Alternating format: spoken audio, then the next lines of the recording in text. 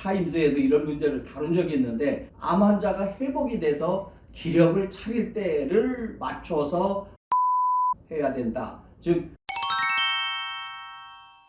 안녕하세요. 전 한국한의학연구원 원장했던 김기옥입니다. 오늘은 그 암을 주제로 여러 가지 정보를 최대한 잘 말씀드려보기로 하겠습니다.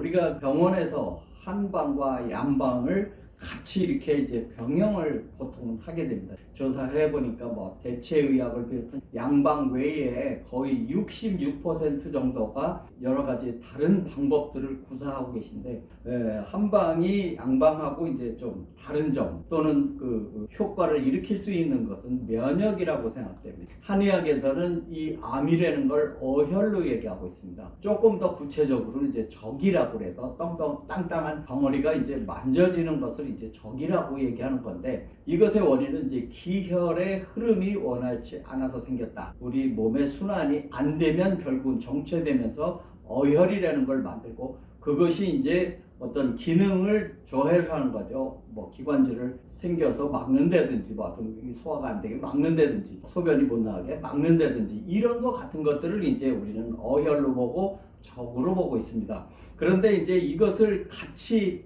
양방과 병행을 할 때 가장 큰 문제점은 뭐냐 하면, 면역을 올리는 데 있어 가지고 병원에서는 우리가 병이 생기면 사실은 면역을 올립니다. 어떻게든지 나으려고 면역을 가동을 하는데, 그것이 일정한 수준 위에서 멈추거나 또는 오버된 경우는 더 하지 말아야 되는데, 한의학은 무한적으로 면역을 올리면 된다, 이렇게 생각해서 대략 보약이라든지 몸을 도우는 그런 약 위주로 되어 있다는 것이 조금 문제가 되고 있습니다. 그래서 면역 수준이라는 것을 항상 좀 기본으로 해갖고 더 올릴 것인지 아니면 멈출 것인지 쓰지 말아야 할 것인지, 이런 판단을 우선은 좀 하셔야 되겠습니다. 이것이 이제 어떤 경우에는 무리하게 같이 쓰면서 사이토카이네 폭풍이라고 너무 면역을 올린 다음에 이건 제어할 수가 없을 정도로 우리 몸에 이상이 생기면 이것이 이제 사이토카이네 폭풍이라는 것으로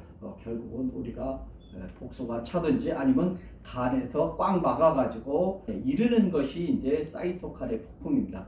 그래서 이제 가장 주의해야 할 것은 어느 정도의 면역이냐. 병원의 좋은 점은 병을 직접 공격을 합니다. 암을 공격을 하는데 너무 스케줄에 맞춰서 공장에 물건 찍어내듯이 2주 동안 또는 1주 동안 후에 계속 이렇게 하다 보면 내 몸의 원기, 쉽게 말하자면 면역력 이런 것 같은 것들이 충족되지 않을 때 결국은 이것이 원인이 돼서, 타임스에도 이런 문제를 다룬 적이 있는데, 암 환자가 회복이 돼서 기력을 차릴 때를 맞춰서 항암해야 된다. 즉 방사선 치료를 하든지 아니면 뭐 무슨 치료를 하든지 기운을 차릴 때를 기다려서 거기에 맞게 시행을 해야 된다는 것이 지금 반성을 하고 있는 중이라고 보고 있습니다. 어쨌든 우리나라에서는 의료 체계상 스케줄이 너무 빡빡하게 일정들을 차고 또 수익을 올리려고 하다가 보니까 일괄적으로 이렇게 스케줄을 만드는데, 이것은 절대 아니라고 생각됩니다.